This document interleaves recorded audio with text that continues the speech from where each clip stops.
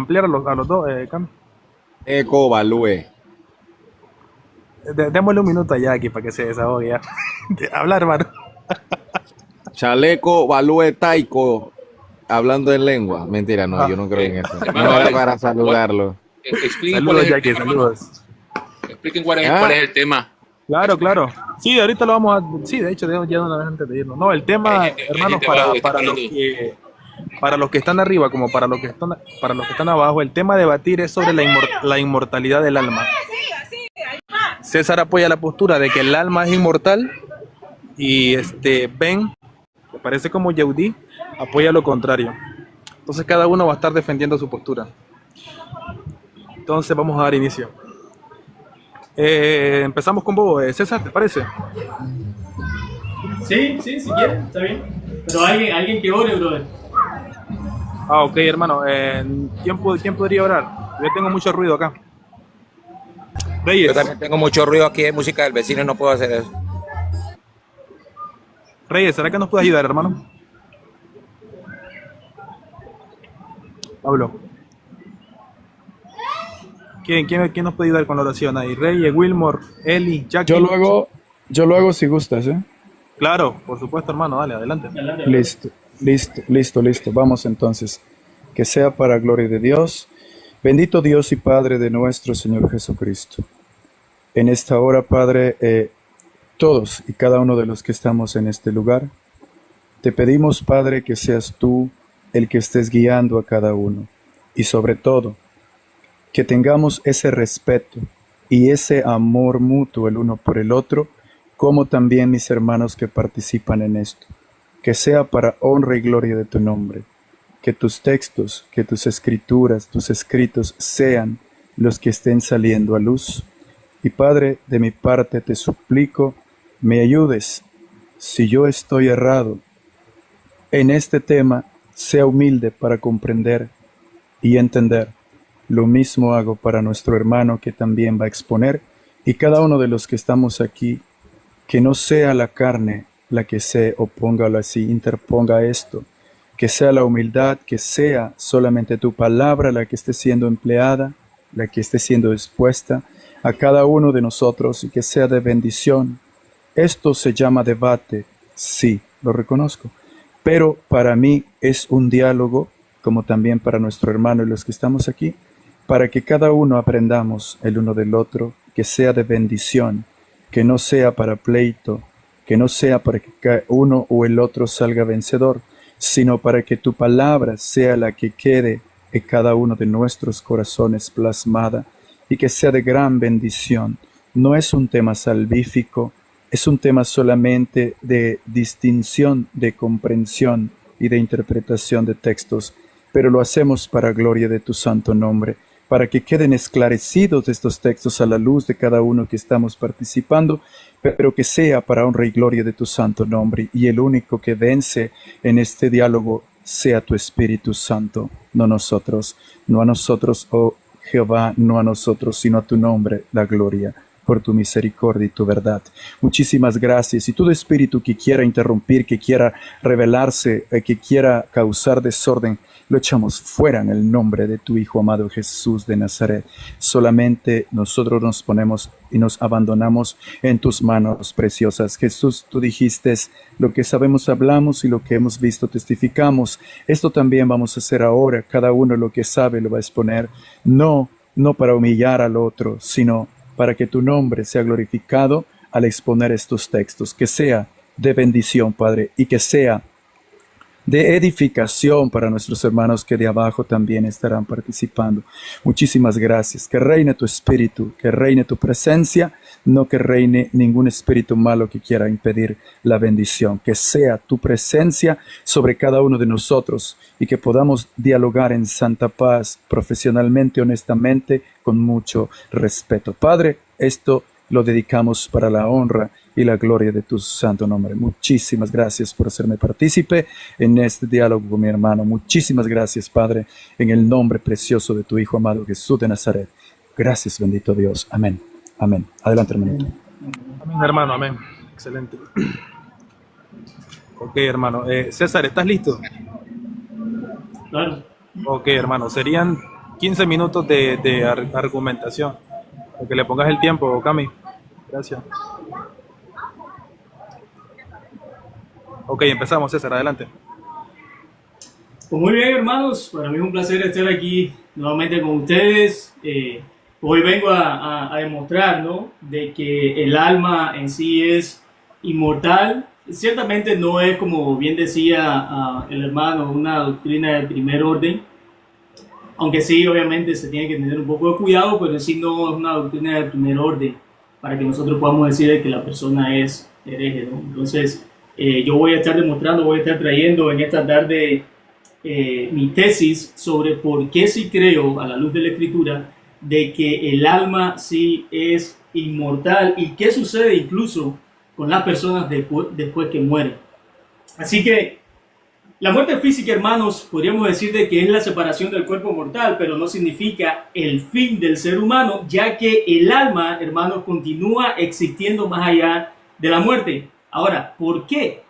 ¿Por qué sucede esto? Bueno, porque la muerte, hermanos, en sí no destruye la identidad de la persona, sino que separa temporalmente su cuerpo físico de su naturaleza ontológica, es decir, de su ser espiritual. Podríamos decir entonces que la Biblia, hermanos, enseña que Dios es eterno y existe por sí mismo, de modo que todo lo que Dios crea, en este caso nosotros los seres humanos que estamos creados a semejanza, imagen y semejanza de Él, nosotros somos seres que tuvimos un punto de creado o de creación dentro de la historia de la humanidad, pero eso no significa que vamos a dejar de existir, puesto que nosotros somos creados, pero vamos a vivir eternamente. Y aquí en esta vida nosotros sabemos de que vamos a decidir, ya sea o vivir en la presencia de Dios eternamente o vamos a vivir condenados en el infierno.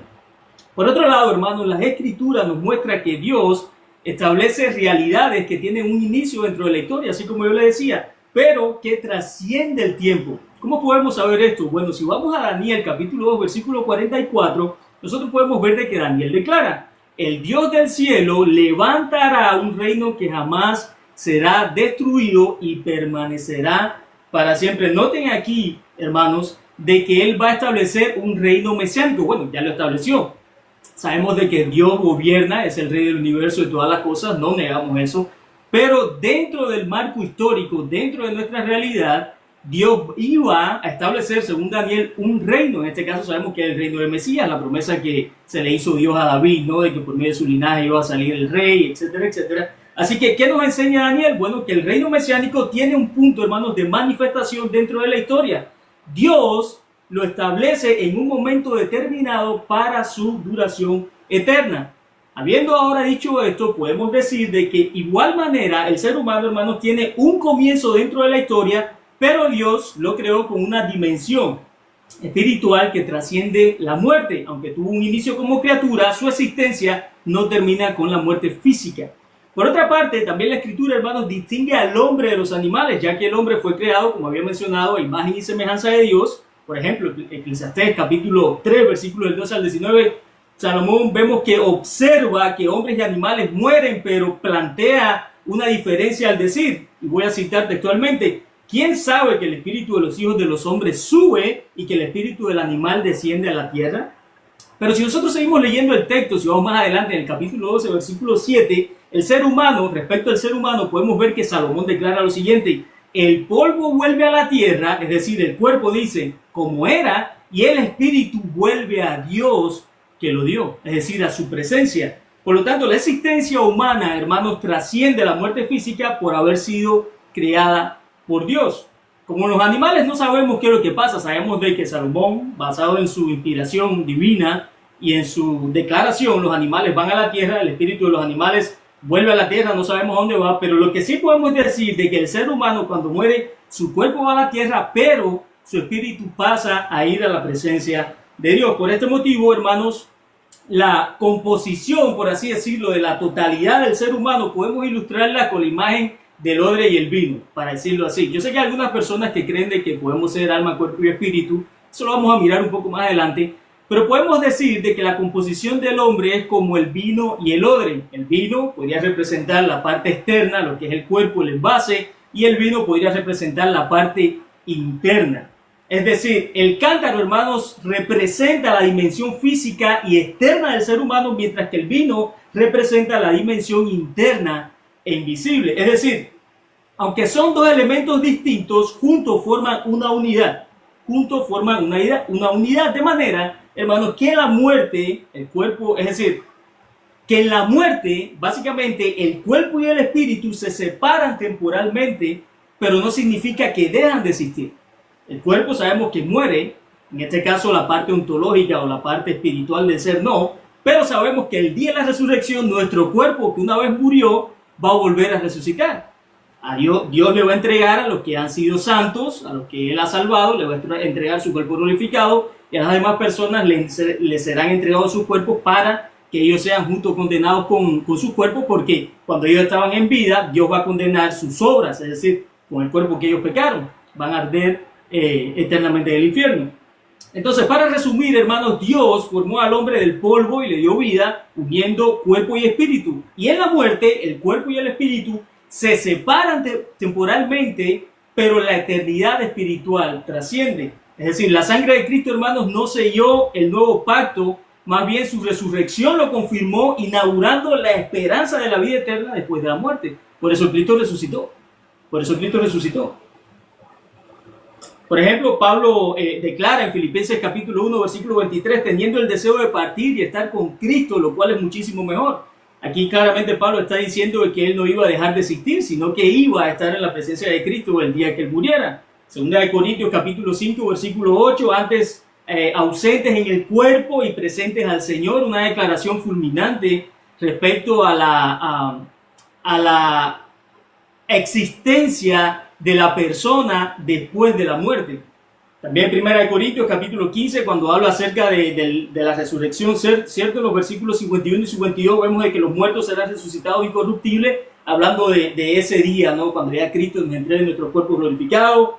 Filipenses capítulo 3, versículo 21, vemos que Pablo declara que transformará el cuerpo de humillación nuestra para que sea semejante al cuerpo de la gloria suya. Entonces, podemos ver indefinidos textos en la Escritura, hermanos, donde se nos dice de que después que una persona muere, pasa a la presencia de Dios. Por lo tanto, la Biblia, hermanos, podemos ver de que equilibra esto. El creyente está con Cristo al morir, pero espera la glorificación de su cuerpo en la resurrección. Así que, para demostrar esta realidad, voy a basar en la Escritura, voy a estar planteando 5 puntos, a ver si me da tiempo para ir desarrollando esta idea y ver cómo desde el Antiguo hasta el Nuevo Testamento la Escritura mantiene la misma enseñanza teológica. El primer punto que vamos a ver es ¿qué es el alma? El segundo punto es el alma y el espíritu en la Biblia, lo podemos ver como palabras intercambiables. El tercer punto sería la vida después de la muerte según el Antiguo Testamento. El cuarto punto, vamos a ver la vida después de la muerte según el Nuevo Testamento. Y por último vamos a hablar un poco acerca de las almas en Apocalipsis. Si Dios lo permite y tiene misericordia de mí, voy a terminar esos 5 puntos. Ahora, para empezar, punto número 1, ¿qué es el alma? Bueno, el texto clave lo podemos ver en Génesis capítulo 2, versículo 7. Dice, entonces Jehová Dios, formó al hombre del polvo de la tierra y sopló en su nariz aliento de vida y fue el hombre un ser viviente. Esto es interesante, hermanos, porque aquí encontramos la creación del ser humano. Aquí vamos a ver una, por así decirlo, una fórmula matemática. Por ejemplo, el polvo de la tierra sabemos que es el cuerpo, más el aliento de vida, que es el espíritu, es igual a que un ser viviente, que en hebreo sería nefesh shaya. Eso es lo que significa un ser viviente, es decir, un alma, el ser, la totalidad de la persona. Entonces, esa persona, esa alma, se conforma de un cuerpo y de un espíritu. Pero esto es más interesante porque más adelante vamos a ver que en la presencia de Dios, la identidad de la persona todavía permanece, pese a que esa alma ya no tiene cuerpo. Entonces, nosotros podemos ver que el alma, hermanos, representa la totalidad de la persona, uniendo el cuerpo material y el espíritu invisible dado por Dios. Es decir, es la identidad única del ser humano, incluyendo su mente, emociones, voluntad y conciencia. Por eso Jesús enseñó, amarás al Señor tu Dios con todo tu corazón, con toda tu alma y con toda tu mente. Nosotros podemos ver de que Jesús no divide al ser humano, sino que más bien expresa la entrega total a Dios, amándolo con todo el ser, es decir, con todo el corazón, con todo el alma, con toda la mente y con todas las fuerzas. Ahora vamos al punto 2. nosotros podemos ver en el punto 2 cómo el alma y el espíritu, hermanos, pasan a ser términos intercambiables.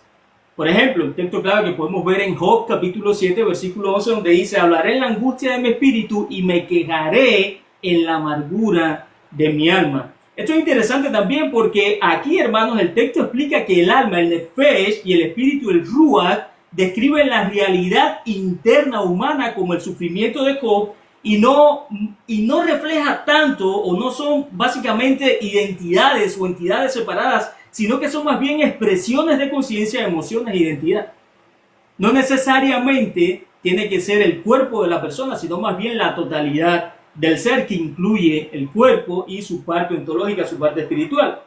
En el Nuevo Testamento podemos ver esta misma expresión como términos intercambiables. En Lucas capítulo 1, versículos del 46 al 47, María nos dice: engrandece mi alma al Señor y mi espíritu, fíjense, engrandece mi alma al Señor y mi espíritu se regocija en mi Salvador. Aquí alma y espíritu en la Biblia representan ciertamente, hermanos, esa dimensión invisible del ser humano, es decir, su vida interior dada por Dios, unida al cuerpo, forman a una persona completa. Así que hasta ahora, tanto en el Antiguo como en el Nuevo Testamento, la palabra tanto espíritu y alma pueden ser términos intercambiables que denotan o identifican a una sola persona, es decir, a un ser. Pasando al punto número 3, nosotros podemos ver en el Antiguo Testamento que existe vida después de la muerte.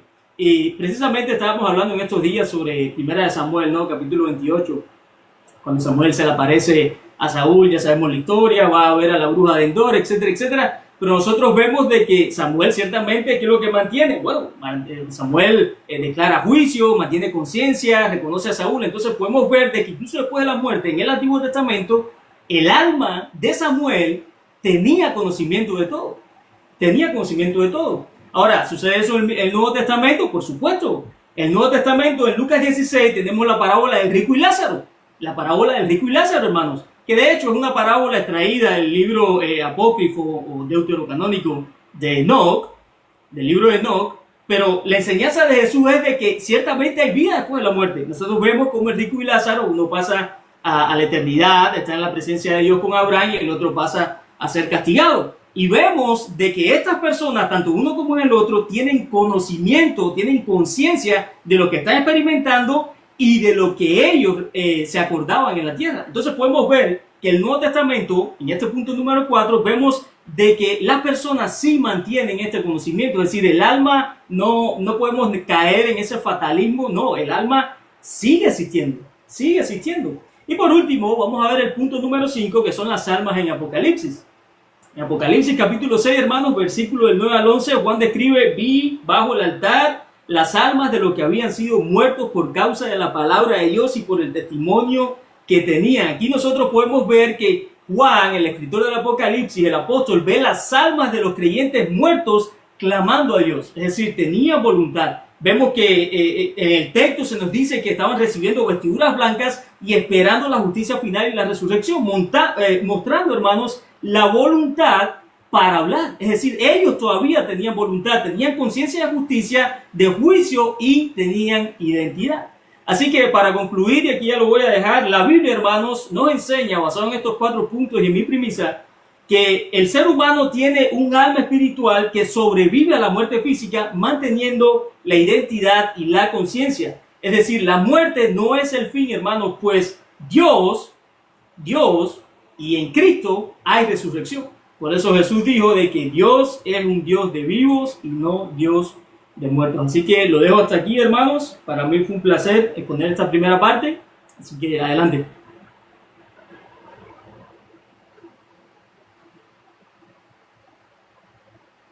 Excelente, hermano, excelente. ¿Estás por ahí, Ben? Sí, claro. Ok, hermano, ¿estás listo? Una pregunta, ¿se me escucha bien o le subo volumen? No, se te escucha perfecto, se te escucha muy bien. Ok, entonces, dale, entonces empezó. Está bien, ponme tiempo y Sí, empezó. hermano. Ok. Listo, adelante, Ok, muchas gracias. Listo. Antes que nada, Dios les bendiga a todos. Sabemos el tema ya, entonces mi premisa o mi base va a partir de Génesis capítulo 2, el verso 7. El Génesis capítulo 2 y verso 7 comienza diciendo: entonces Dios formó al hombre del polvo de la tierra, primer elemento, y sopló en su nariz aliento de vida, segundo elemento, y fue el hombre un alma viviente. La Reina Valera lo traduce como un ser viviente. Estamos de acuerdo que la palabra es nefesh, es correcto, lo cual es alma. Bien. Mi premisa parte de que desde la creación del hombre no se menciona un alma independiente al aliento y polvo. No se menciona por ninguna parte la palabra alma independiente del polvo y del espíritu.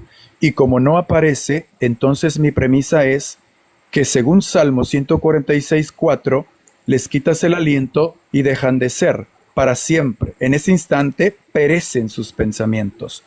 Allí mi premisa está basada en el que en la unión del espíritu y el polvo es la vida del ser humano. El ser humano existe. Pero según dice Santiago capítulo 4 versículo 7, así como el cuerpo sin espíritu está muerto, así también las obras, ¿verdad? La fe sin obras está muerta.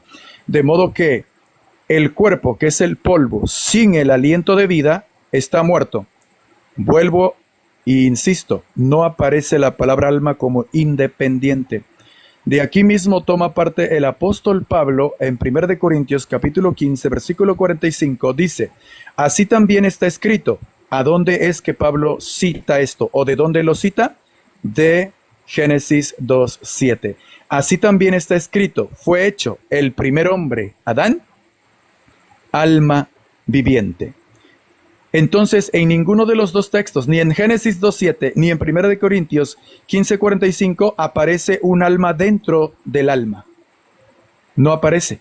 No dice que fue hecho el hombre con un alma viviente. Con un alma viviente. No dice eso. Dice que el hombre fue hecho alma viviente. De manera que, a lo que estoy leyendo, el ser humano es un alma viviente. No tiene un alma viviente. De allí hay muchas posturas, pero quiero centrarme en lo que la Escritura dice. En Eclesiastés 12:7 dice: el polvo vuelva a la tierra como era, y el espíritu o aliento vuelva a Dios que lo dio. Y otra vez ahí no aparece un alma como tercera.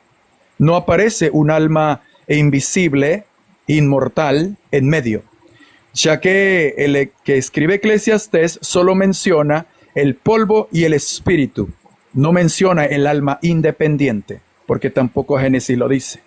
Entonces, según Eclesiastés también 9:5 dice: porque los vivos saben que han de morir, pero los muertos no saben nada. Asimismo, como el Salmo 146:4 que cité, perecen sus pensamientos. Asimismo, el escritor de Eclesiastés dice: porque en el Sheol, ¿quién te alabará? Nadie, porque no hay memoria, no hay trabajo, no hay nada en la fosa, en el sepulcro, no hay nada. Entonces, el Salmo 16, verso 10, el salmista escribe del Mesías, de Jesús, y dice: porque no dejarás mi alma en el sepulcro, Sheol, sepulcro, morada de muertos, ni permitirás que tu santo vea corrupción. El apóstol Pedro recoge esta escritura en Hechos 2:27 y dice de Jesús: porque no dejarás mi alma, ahora en el griego, Hades. Hades es lo mismo que Sheol, sepulcro, es lo mismo. Basándome en esto, entonces, cuando Dios le dijo a Adán que no tomara del árbol de la vida, porque el día que lo hiciese moriría, él le dijo: ciertamente morirás. La palabra en griego para morir es pérdida de vida. El hebreo. En el hebreo la palabra para muerte es pérdida de vida. Esto es lo mismo de en Juan capítulo 3, verso 16, dice: porque de tal manera amó Dios al mundo que ha dado a su Hijo unigénito, para que todo aquel que en él cree no se pierda, mas tenga vida eterna. E insisto, del hebreo la palabra para muerte es pérdida de vida. Lo contrario de vida eterna es muerte eterna. Por esto el lago de fuego se llama la muerte segunda, porque es muerte eterna, muerte segunda. En ninguna parte de la Escritura aparece otro lago de fuego, excepto por la mala interpretación de la palabra infierno, donde no aparece este infierno como tal, solo aparece lago de fuego para referirse al castigo futuro. El problema está en las diferentes versiones, cuando no se respeta la palabra. Cuando se debe de escribir Heinom en el hebreo, que significa valle del hijo de Hinnom, que es un basurero apuntando a Jerusalén, donde se echaba toda la basura, y que Jesús hizo alusión a este Geinom para hablar del lago de fuego futuro, que en el griego también se menciona como el Gehenna, que este lugar es para referirse al lago de fuego futuro mencionado en Mateo capítulo 25, verso 31 al 46, donde este lago de fuego ha sido preparado por el diablo y sus ángeles, y donde el 46 dice, irán estos al castigo eterno, hablando de los impíos, de los malignos, de los hombres malos. Que en Apocalipsis capítulo 20, versículo 15 también repite que todos estos impíos irán a este lago de fuego que es la muerte segunda. Pero un infierno como lago ardiente o fuego con azufre, como muchas personas creen que es el infierno presente, no aparece en ninguna escritura.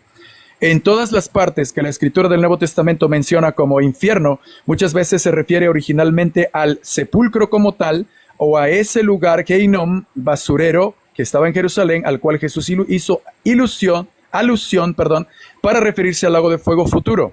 Y donde debe ir lago de fuego también le ponen infierno. Ese es el problema, las malas traducciones. Esto, claro, es muy fácil de comprobar, de acuerdo a los idiomas o etimología como fueron escritos. Entonces, cuando Jesús menciona en Mateo capítulo 10, versículo 28, Él dice, no temas al que mata el cuerpo, pero tu alma no puede matar. Esto se ha tomado como quien dice el alma es inmortal. No es así. Si yo muestro mi versión israelita nazarena, dice claramente, no temas al que mata el cuerpo, pero tu vida no puede matar. ¿Cuál vida? Colosenses 3:3, aún Reina Valera lo dice, nuestra vida está escondida con Cristo en Dios, no dice nuestra alma, dice nuestra vida, porque Él conoce el testimonio. 1 Corintios, el apóstol Pablo menciona a la iglesia que hemos de comparecer ante el tribunal de Cristo para que cada uno reciba mientras estuvo con vida, mientras estuvo vivo. Reina Valera dice mientras estuvo en el cuerpo. Ok, ¿qué estaba en el cuerpo? La vida que se pierde cuando la persona muere. Porque en el Sheol, ¿quién te alabará? Nadie. Solamente los vivos adoran a Dios porque los muertos nada saben. El problema es que aquí luego citan también, Dios dijo que Dios es Dios de vivos, no de muertos. Claro, porque en Dios todos viven, porque en Dios nadie muere. ¿Por qué? Porque para Dios o en la mente de Dios a nadie se le va a escapar. Por eso es que Él resucitará a buenos y malos para darle a cada uno según su obra. Génesis capítulo 4. Dice claramente, la sangre de tu hermano Abel clama a mí desde la tierra. ¿Esto es literal? ¿El hombre verdadero está consciente hablando con Dios? No. Simple y sencillamente el testimonio. Como Apocalipsis capítulo 14, verso 12, dice que estos bienaventurados que mueran en Cristo de aquí en adelante, dice que descansarán de sus trabajos porque sus obras con ellos siguen. ¿Cuáles obras? El testimonio. El testimonio que tuvieron mientras estuvieron con vida, todo lo que hicieron cuenta para Dios, o para bien o para mal, para pagarle. ¿Somos inmortales? ¿Tenemos alma inmortal? No. Romanos capítulo 2, versículos 6-7, el apóstol Pablo dice, cuando Cristo venga, dará a cada uno según su obra. Vida eterna a los que perseverando en hacer el bien buscan honra, gloria e inmortalidad.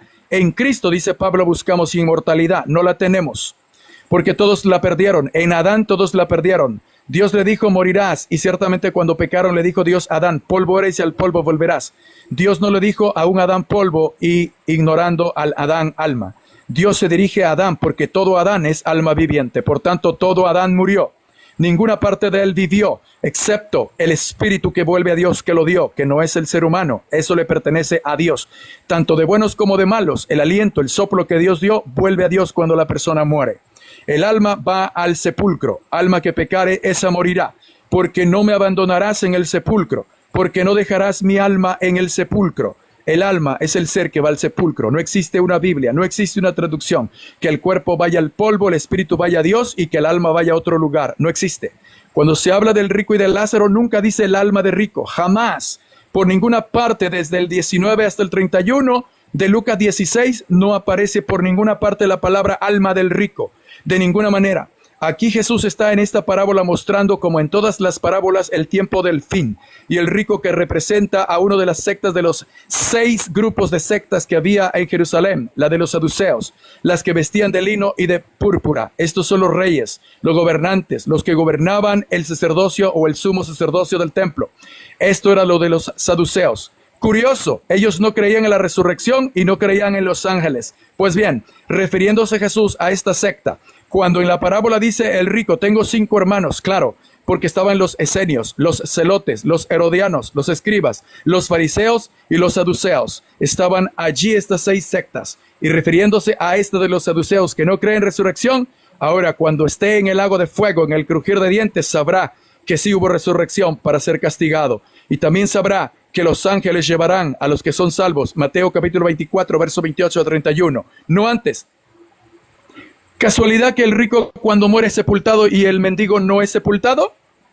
Muchas preguntas surgen de esta parábola, pero no se está refiriendo a tiempo presente. De manera que dice el rico estando en el Hades. ¿Qué representa el Hades? El lado que el judío inventó.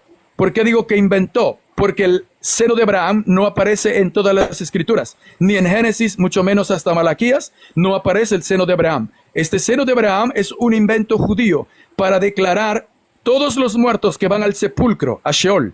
En el sepulcro van buenos y malos, pero en el sepulcro, en morada de muertos, hay quienes van a resucitar para vida eterna siguiendo la fe del padre Abraham, y hay quienes van a resucitar para confusión. Daniel 12, 4.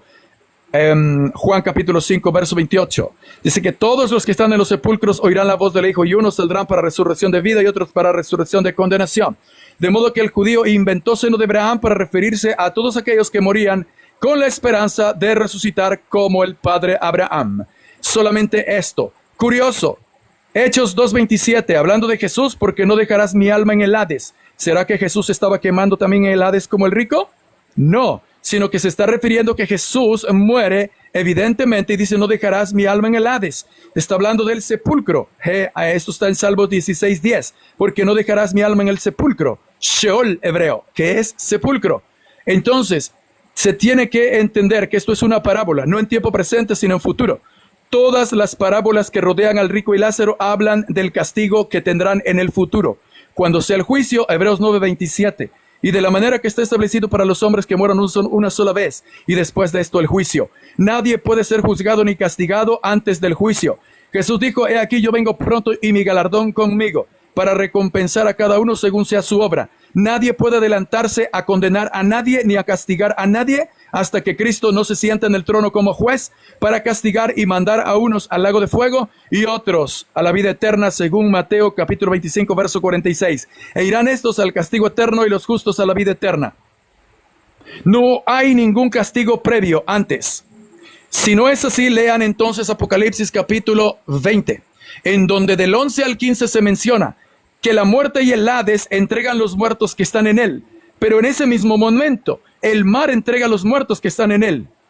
Curioso, curioso. Si el Hades es el lugar presente de tormento, ¿por qué se le escapan los muertos del mar?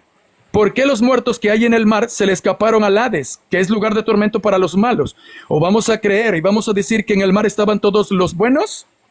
Error, nunca dijeron que estaban en el mar los buenos, dijeron que estaban en seno de Abraham, no en mar, para que puedan ver y entender cómo es el invento del judío, el seno de Abraham, que por única vez se menciona en Lucas capítulo 16, 19 al 31, única vez que se menciona el seno de Abraham. ¿Por qué no se vuelve a mencionar ni antes ni después? Porque Jesús utilizó esta leyenda o invento judío para poderles dar una verdad que sucederá en el futuro, donde el mendigo, que representa evidentemente a todos aquellos que obedecen al Eterno, que sufran lo que sufran, estarán para vida eterna llevados por los ángeles, no antes. Y que aquellos que no obedecen la palabra del Eterno y que son los malos, estarán en el castigo del lago de fuego como lo es el rico. Así es que todo esto es a futuro. Y Jesús lo habla a futuro, usando una parábola, como todas las parábolas que usó. Si esto no es así, entonces Jesús despedazó toda la doctrina desde Génesis hasta Apocalipsis. Las almas de Apocalipsis capítulo 6 y verso 20 dice, y vivieron y reinaron. De modo que las almas que ve Juan en Patmos se relaciona a las vidas, los testimonios de los que realizaron o murieron los mártires en Cristo y obedeciendo a Dios. Esto es simbólico, como Génesis 4, la sangre de Abel clama. Es simbólico, porque estas mismas almas se dice que volvieron a vivir. Palabra exacta, estas vidas volvieron a vivir resucitando. De modo que no es alma independiente del cuerpo. Para que tú seas castigado o seas bendecido en la vida eterna, tú tienes que resucitar. Nadie puede ser premiado sin resucitar, ni buenos ni malos. Eso es lo que está escrito, hermano. Excelente. Ahora le pongo los 15 a vos Ok, o cómo va. ahora vamos con 10 minutos de refutación para César. Para César. Ok. ¿Estás listo, César? Sí, bro. Sí, claro. Ok, hermano, adelante. Sí, yo estuve anotando algunas cosas, no las llegué a anotar todas, pero traté de anotar las más posibles, las que más pude abarcar. Y una de las cosas que estuve mirando es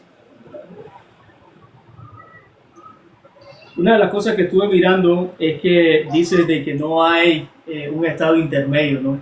Es como que es una parábola, o sea, nosotros sabemos de que la parábola pueden ser historias ya sea reales o no, y que tienen la intención de comparar una realidad física con una realidad espiritual. Pero lo interesante es que aquí Jesús, lo que te voy a narrar a continuación, no es una parábola, sino un acontecimiento, un suceso que ocurrió y que los apóstoles experimentaron. Te voy a tocar dos temas. Uno de ellos lo mencionaste, que es cuando habla con los saduceos. Simplemente que ahí en el texto hay más cosas con las cuales podíamos nosotros hablar. Y te voy a tocar la transfiguración. Mira lo que dice, qué interesante. Dice, 6 días después, Jesús tomó a Pedro, a Jacobo y a Juan su hermano y los llevó aparte a un monte alto.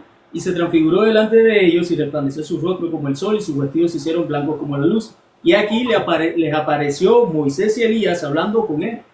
Entonces Pedro dijo a Jesús, Señor, pues no es para nosotros que estemos aquí. Si quieres, hagamos aquí 3 enramadas, una para ti, otra para Moisés y otra para Elías. Mientras él aún hablaba, una nube los cubrió y aquí una voz desde la nube que decía, este es mi hijo amado en quien tengo complacencia, a él oír.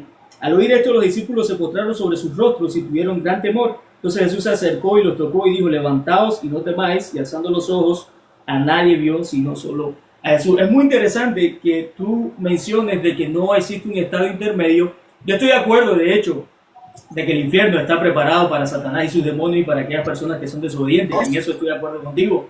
Apocalipsis, si no me equivoco, creo que es el 17:15, Apocalipsis dice que el mar en realidad representa a los pueblos, las personas. Está usando ahí un lenguaje figurado, ¿no? Eso es lo que significa el mar, el mundo, las personas, la muchedumbre de personas. El Hades significa lugar de tormento. Ahora, lo que la Biblia sí nos aclara es qué sucede en ese estado intermedio. Nosotros entendemos, obviamente Jesús toma la historia del rico y Lázaro del libro de Enoc, si no me equivoco está en el capítulo 22, para dar una enseñanza de que ciertamente hay un estado de tormento antes de que venga la resurrección, en el día final.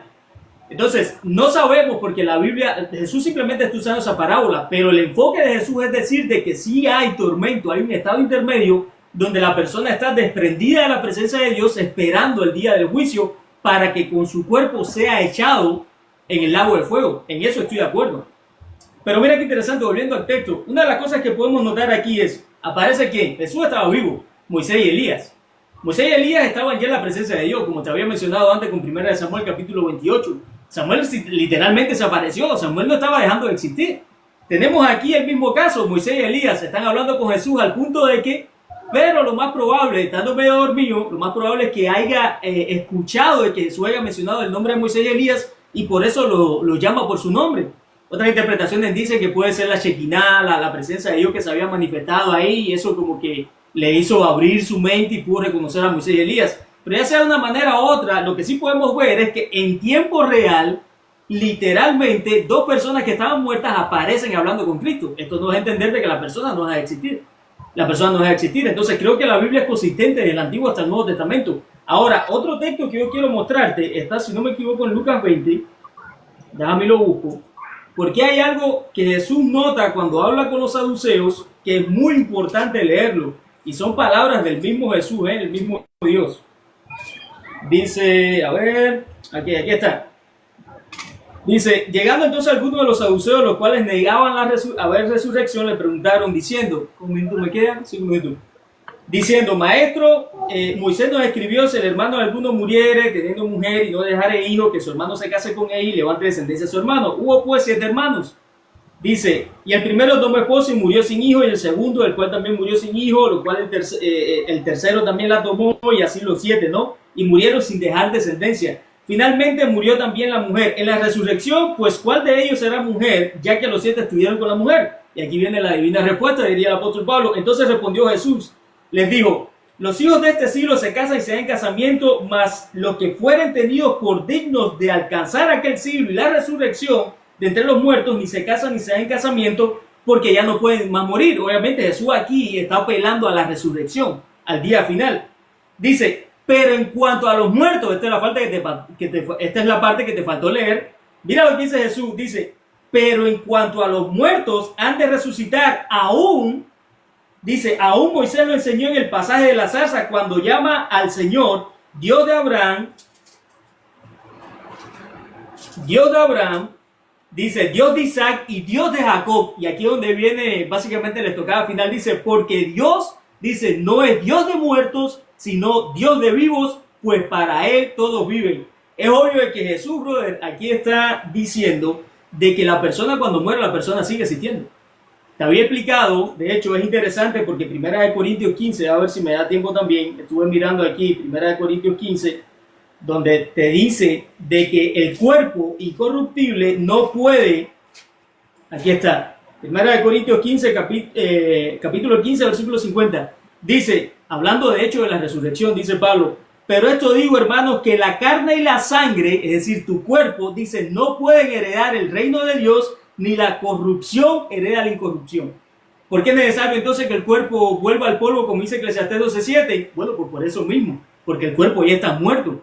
Pero el alma que ha sido regenerada, es decir, el ser, la identidad del ser como tal, como Moisés y Elías que apareció como allá Samuel, por 1 Samuel capítulo 28, el ser, la identidad del ser se mantiene. Imagínate un molde, yo que fui alfarero, el molde, tú tienes un molde y ese molde tiene una figura por dentro, tiene una identidad. Tú pones la arcilla y esa arcilla cuando tú la pones, cierras el molde y le da una figura.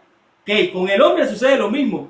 Ese molde básicamente sería el cuerpo y el espíritu básicamente sería la esencia que está dentro.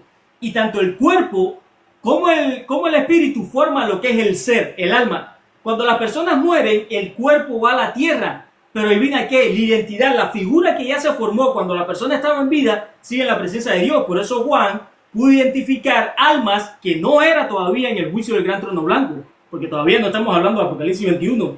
Antes del gran trono blanco vemos de que todavía Juan está viendo personas, es decir, almas que tienen voluntad. Entonces nosotros podemos ver de que ciertamente en la escritura la persona cuando muere no deja de existir, porque entonces ya caeríamos en un fatalismo, como creen creo que son los adventistas, mormones, no recuerdo bien. Entonces, la escritura es bien clara. De hecho, te podría decir de que en esta postura le da mucho más seriedad. ¿Por qué? Porque así no deja que las personas vivan su vida con total libertinaje. Por eso las personas en esta vida, comenzando en esta vida, tienen una sola oportunidad de elegir a Cristo o simplemente seguir su camino de pecado. Se les anuncia el evangelio, Dios les habla a ellos, pero si esa persona, como le dice Esteban, siempre están, ¿cómo se dice?, parando al Espíritu Santo, es decir, atentando en contra de él, viviendo en su incredulidad, pues es obvio que esa persona va a morir en sus pecados. Si esa persona va a pasar en un estado, lo cual la Biblia no habla, a un estado intermedio de ¿qué? De condenación. ¿Sabemos cómo es? No. La Biblia sí nos enseña que en el juicio final, ahí es donde se va a estrenar el agua de fuego. Y va a ser echado Satanás con el falso profeta, etcétera, etcétera. Pero también todas aquellas personas, como dice Apocalipsis 21, los inmorales, los adúlteros, los asesinos, etcétera, van a ser echados ahí también. Entonces sí, hay claramente, desde el Antiguo hasta el Nuevo Testamento, hay toda una línea trazada de que la persona cuando muere, la persona sigue existiendo. Te pongo un ejemplo. Enoc. ¿Qué pasó con Enoc? Enoc dice que caminó con Dios. Ahí la palabra literalmente es traspasar en hebreo. Traspasar es abrir una puerta y cruzar de un cuarto a otro. Ahí no dice que Enoc dejó de existir. ¿Qué pasó con Elías también? Cuando subió en el carruaje. Entonces, nosotros podemos ver que la escritura, yo creo que Samuel es el texto más verídico que hay. ¿Cómo es posible que Samuel, después de estar muerto, Samuel todavía esté vivo, hablando con Saúl? Entonces, la escritura siempre es concisa, simplemente que en la revelación progresiva es obvio que el Nuevo Testamento se desarrolla todo esto, el Señor Jesús y los apóstoles. Pero la persona, después que muere en ese estado intermedio, está en un lugar de separación de Dios. ¿Cómo es? No lo sabemos. No lo sabemos. Hasta ahí lo voy a dejar.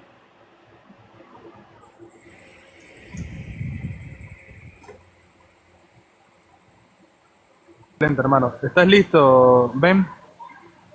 Sí. Ok, mi hermano.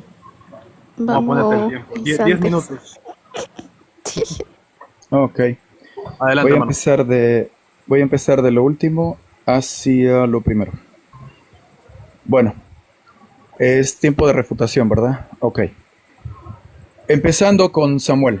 Primeramente, la invocación a los muertos es que la pitonisa invoca y hace subir del lugar de los muertos, supuestamente al muerto. Este muerto entra a ella y ella empieza a hablar e imitar la voz del muerto. Nunca el muerto va a aparecer por ninguna manera. Esto es invocar a los muertos.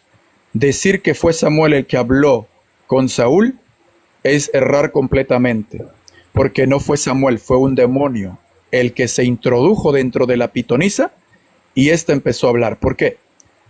Porque ciertamente Dios no le responde a Saúl ni por Urim, ni por sueño, ni por profetas. Samuel tampoco le respondería si hubiese tenido vida en el otro lado. Pero esto sinceramente viene del enemigo, que sabía todo lo que le dijo, lo sabía porque había acontecido. Y le dijo, estarás conmigo mañana. Sabía que estaba Israel sitiado, el pueblo, de los judíos de Israel. Estaba sitiado. Él lo sabía. Entonces por eso le dice, estarás conmigo. Si hubiese sido Samuel, el verdadero, no le diría estarás conmigo. Le hubiese dicho, estarás del otro lado, porque Saúl no tuvo salvación por lo que pasó en su vida, por lo que se fue reprobado delante de Dios. Si hubiese Samuel sido el verdadero, no podía haber dicho estará conmigo, porque Samuel fue santo y tendría que estar del lado de los de salvación. Saúl no. Por eso es que no puede decirle estará conmigo, número 1. Número 2, cita a la transfiguración. Esto es Mateo capítulo 16. Jesús dice, algunos de los que están aquí no gustarán la muerte hasta que hayan visto al Hijo del Hombre viniendo en su gloria. ¿Cuál es la gloria? Mateo 25:31, cuando el Hijo del Hombre venga en su gloria. Lo que Él les está diciendo, les voy a mostrar mi segunda venida. No morirán algunos de los que están aquí hasta que me vean en visión. No, dice hermano, ¿le está agregando la palabra visión? No le estoy agregando, simplemente estoy complementando lo que el capítulo 17 de Mateo, verso 9 dice. Que cuando ellos vieron a Moisés y Elías hablando con Jesús, el verso 9 del mismo Mateo 17 dice, no digan a nadie la visión. Daniel tuvo la visión de las bestias y él vio la bestia espantosa, la cuarta bestia, no le tocó en su tiempo, pero él la ve como presente. Juan en la isla de Patmos ve en visión lo que sucederá en futuro que no ha sucedido, pero él lo ve como presente. Asimismo, Pedro, Jacobo y Juan ven a Moisés y Elías que no es real, es una visión de lo que sucederá a futuro. ¿Qué les está mostrando Jesús? Su segunda venida. ¿Qué representa en la visión Moisés? Los que duermen, los que están debajo del polvo, los muertos, que van a resucitar cuando Cristo venga y son de él, representando Moisés. Elías fue arrebatado, representando los vivos en Cristo que serán arrebatados, los vivos, juntamente con los muertos. Porque dice en su gloria, cuando el Hijo del Hombre venga en su gloria. Y la visión que les muestra a ellos es cuando Él venga en su segunda venida en gloria. Así se los dijo. Por eso es que hay que ver todo el contexto, no solamente un texto para tener un pretexto. Entonces es muy importante observar todos estos textos, esos pasajes que se emplean. Elías, segunda de Crónicas, capítulo 21, el verso 3 en adelante, del 6 en adelante, se menciona cómo el muchacho que ahora era rey de ese lugar recibe una carta del profeta Elías, cuando había sido muchos años que Elías ya había sido arrebatado. ¿Será que Elías se fue al cielo? No, Elías fue cambiado de un lugar a otro en la misma tierra. Por eso recibe este muchacho una carta del profeta Elías más tarde. Enoc, hay que entender la palabra le llevó Dios. Enoc, dice Hebreos capítulo 11, verso 5, que Enoc por la fe fue traspuesto para no ver muerte. No ver muerte significa que no murió o no sintió muerte. Porque el verso 13 dice, todos estos murieron. Y en todos estos está incluido Enoc. Todos estos murieron. Y en el 39 y 40 dice que todos estos, aunque tuvieron buen testimonio, no recibieron lo prometido.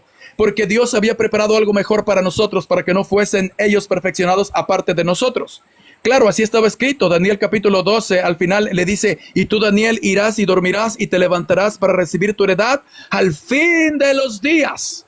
Le dijo Marta a Jesús, yo sé que mi hermano resucitará en el día postrero. Esto es bíblico. Y Jesús dice, yo soy la resurrección y la vida. El que cree en mí, aunque esté muerto, vivirá. No dice sigue viviendo aunque esté muerto. Dice vivirá. ¿Por qué dice esto? Porque cuando Él venga, resucitará. Lo leí en Romanos 2, capítulo 6 y 7. Las almas, qué casualidad que las almas que ve, esto es algo metafórico y simbólico. Porque qué casualidad que estas almas que Él está viendo vivas, dice en el capítulo 20 que estas almas volvieron a vivir y reinaron con Cristo. Vinieron a la vida estas almas y reinaron con Cristo. ¿Cómo van a venir a la vida si ya están vivas estas almas? Por eso se debe entender el contexto metafórico y simbólico de Apocalipsis para no cometer un error a la hora de ver estas almas o estas vidas como vivas, cuando dice que éstas resucitaron, volvieron a la vida y reinaron con Cristo. Entonces es una falta de comprensión a la exégesis de lo que se está dando con respecto a estas almas de Apocalipsis 6 y Apocalipsis 20. Estas almas volvieron a vivir, porque es simbólico, así como la sangre de Abel clamaba, no era literal. Ahora, mencionó que Dios es Dios de vivos, no de muertos. ¿Eso significa que los muertos no mueren? Entonces, si los muertos no mueren, ¿por qué tiene que resucitarlos Jesús?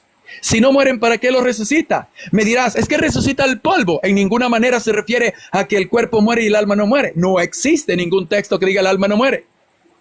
No existe. Entonces, aquí se está refiriendo en que delante de los ojos de Dios no hay ningún muerto. Aunque estos mueren, no hay ningún muerto, porque Él conoce el testimonio de todos, de buenos y de malos. ¿Para qué? Para resucitarlos y pagarles según sus obras. Pero el muerto es el que no sabe nada, no tiene memoria, no existe. Dios sabe que todos existen para Él porque a Él no se les olvida ninguno. Y Él los conoce a todos. Para Él nadie muere porque Él tiene en sí todas las personas que murieron, las tiene bien presente. Pero ellas no conocen nada. Ellos no lo ven, no le hablan, no existen. Job dice, si el hombre muriere, volverá a vivir. Ciertamente esperaré yo todos los días de mi edad hasta que venga, ¿qué? Mi llamado. Tú me llamarás y yo te responderé. Tendrás afecto a la hechura de tus manos. El salmista dice claramente, Salmo 17:15, dice el salmista que cuando él despierte, mirará el rostro de su hacedor. ¿Cuándo? Cuando despierte a su semejanza, no antes. Decir que Pablo dice, quiero estar muerto para estar presente en Cristo, significa que cuando él muera, solamente espera la resurrección para ver a Cristo. Y esto es de un momento a otro, tiempo kairos, no tiempo cronos. El tiempo cronos de nosotros es lento, el tiempo kairos de Dios es en un chasquido de dedos, en un abrir y cerrar de ojos. Mi hermano, se debe de entender esto para no contradecir la Escritura. Entonces, eso se tiene que entender de acuerdo al contexto bíblico.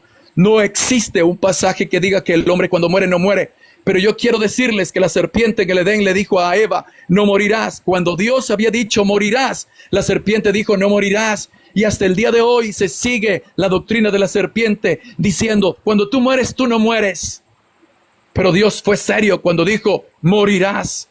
Y fue necesario que viniera el Mesías para sacar a luz la inmortalidad por medio de sí cuando Él regrese. Él es el primero, el primogénito, Él es las primicias de resucitar y de volver a la vida porque el Padre lo resucitó a la vida. Y Cristo resucitará a los suyos cuando Él venga. Si ya están vivos, ¿para qué los va a resucitar? No es bueno decir, va a resucitar el polvo, porque hay contradicción. Dice, lo que va a ser juzgado en el lago de fuego no es el cuerpo de carne, es el alma.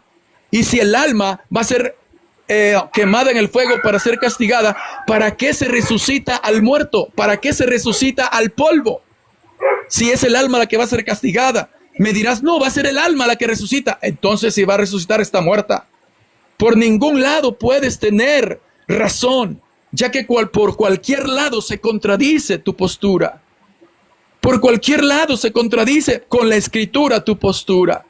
Porque para que tú recibas o vida eterna o condenación al lago de fuego, tienes que ser resucitado. Y si el alma va a ser castigada, ¿para qué te resucita a ti? Es incongruente, no es normal. Esto es incorrecto. Mis hermanos, yo termino aquí y Espero la primera pregunta de mi hermano, porque ahora es lo que prosigue. Bendiciones. Ok, hermano. Listo, César. Sí, ¿Cuánto le pongo? excelente. Sería 1 minuto para preguntar, 3 minutos para responder y 3 minutos más para replicar. 1 minuto. Ok. 1 minuto, Cami. Entonces le pongo un minuto en. Sí, sí, a César, claro. Ok, listo. Dale, César, adelante, hermano. Ok, excelente tu exposición, bro. Yo creo que fui claro con la exposición mía. Obviamente no pudiste explicarme qué pasó con Abraham, y Isaac y Jacob. Obviamente tienes que explicarme entonces, basado en la primera pregunta, que de hecho ahí es donde voy. La pregunta sería la siguiente: ¿qué ocurre con el ser humano cuando muere? En este caso, Abraham, Isaac y Jacob, ¿qué ocurrió con ellos cuando murieron? Bien. Ok, ¿entendiste la pregunta, Ben? Sí, claro. Le Ok, pongo hermano. unos 3 minutos. Correcto, Listo. exacto. Adelante. Gracias, hermano. Gracias, hermanito. Por cuanto la pregunta fue abierta, ¿qué ocurre con Abraham, Isaac y Jacob cuando ellos murieron? ¿Qué ocurre con el ser humano al morir? ¿Qué ocurre? Bueno, mi respuesta será clara y contundente. Eclesiastés 12:7 es mi respuesta bíblica. El polvo vuelve a la tierra como era y el espíritu vuelve a Dios que lo dio. Mi respuesta data de Génesis 2:7. Entonces Dios formó al hombre del polvo de la tierra, número 1, y sopló en su nariz aliento de vida, número 2. Y fue el hombre un ser viviente, un alma viviente. Eclesiastés 12:7, ¿qué ocurre al morir? Ocurre, el polvo vuelve a la tierra como era y el espíritu vuelva a Dios que lo dio. No aparece en término tercero ningún alma fantasma invisible que sea independiente a la unión del cuerpo con el espíritu que siga viviendo eternamente. No existe. Santiago capítulo 4 versículo 7 claramente dice, así como el cuerpo sin espíritu está muerto, no dice así como el cuerpo sin alma, dice así como el cuerpo sin espíritu, porque estamos en una línea correcta. No existe eternidad en el hombre porque la perdió en el huerto. Por eso es que Dios sacó a Adán y a Eva del huerto y dijo, no sea que alarguen su mano y coman del árbol de la vida y vivan para siempre. Ellos fueron sacados del árbol de la vida para que no vivan para siempre y murieron. Le dijo Dios, polvo eres y al polvo volverás. ¿Le dijo a quién? A Adán. Pero cuando él dijo polvo eres y al polvo volverás, no le dijo, espérate tú Adán alma, no te estoy hablando a ti, tú Adán alma seguirás existiendo. Le estoy hablando a Adán polvo, a este le estoy diciendo polvo eres y al polvo volverás. Eso no dice el texto por ninguna parte. Dios se dirige a este ser vivo que había creado, a este ser viviente que había creado, que perdió la inmortalidad cuando desobedeció a Dios y que allí perdió su inmortalidad y solo le quedaba el tiempo de vida física como carne que era para terminar su muerte. Entonces dice, el día que pecare se morirá. Él vivió 950 años. Para Dios un día es como 1000 años como un día. Adán no cumplió el ciclo del día y murió, porque Dios le dijo, el día que peque, ese día muere. Ese día murió y Dios le dijo a Adán, polvo eres y al polvo volverás. No le dijo a un alma fantasma o invisible, tú seguirás viva. No, Dios se dirigió al ser que había creado, a ese ser que no existía. Le dijo otra vez, no existirás como al principio, porque polvo eres y al polvo volverás. Esto está escrito, pero Pablo en Romanos 2 dice que Cristo vino para que cuando Él regrese por segunda vez nos dé vida eterna e inmortalidad. Romanos capítulo 2 versículo 6-7, porque ahora no la tenemos, pero la tendremos cuando Cristo venga. Yo soy la resurrección y la vida, el que cree en mí aunque esté muerto, vivirá.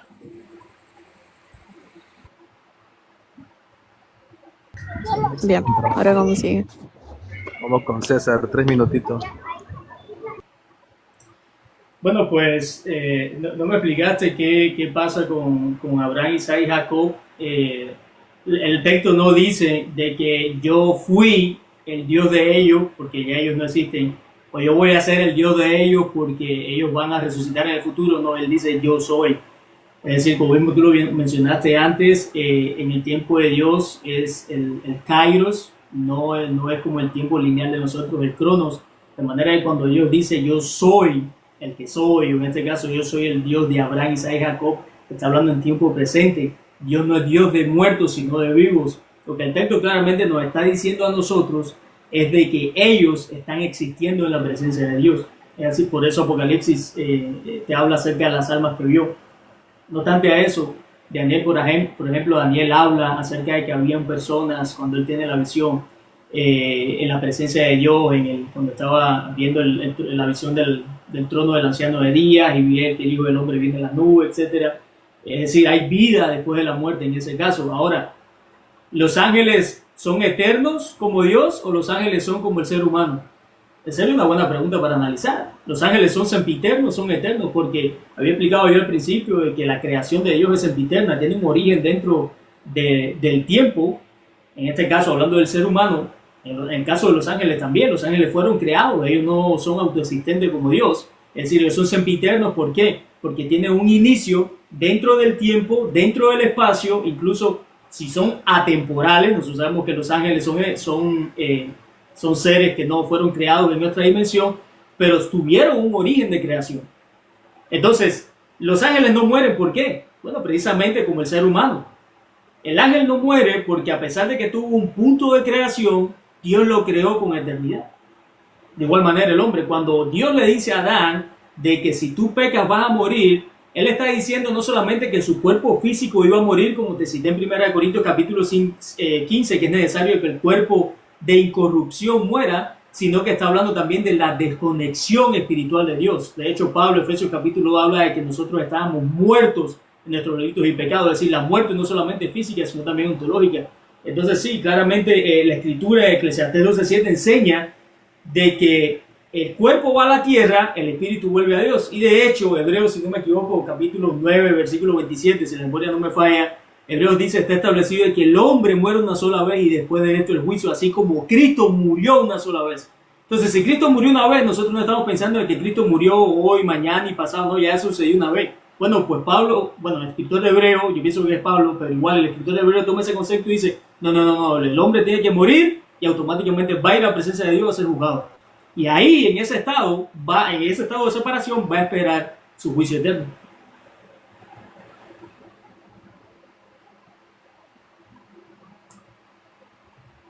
Bien. Ahora le doy un minuto a él para que pregunte o cómo va la cosa. Si me tiene que preguntar, yo le respondo y luego él me pregunta. Yo voy a casa ahorita porque estoy en la calle y se me está descargando el celular. No me bajo, pero voy a manejar. Para seguir. Ahorita Cami me va a ayudar. Gracias, Cami. Bueno, decime cómo. ¿Cómo sí? Bueno, ahorita viene Yaudí a preguntar un minuto y luego responde César por 3 minutos y replica exactamente el mismo. Es correcto, exacto.